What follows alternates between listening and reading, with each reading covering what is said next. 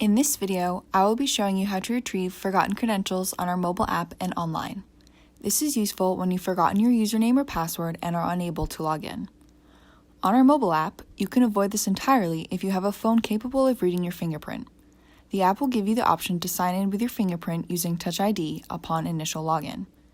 If you have forgotten your credentials and do not have this set up, or if you are unable to use this feature, you can go to Forgot Login.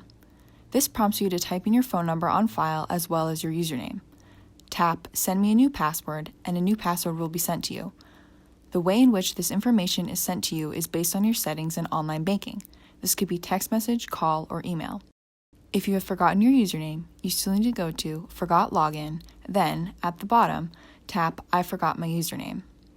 Then type in your email and your username will be sent to your email. On our website, inside the login box, you can click Forgot Password.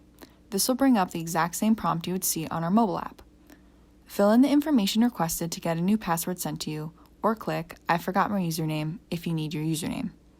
That's it. You now know how to retrieve your forgotten credentials. Have a question? Call us toll-free at 800-660-3258 or call our local number at 802-657-6847 to talk to one of our member resource specialists. You can also go online and send us a chat.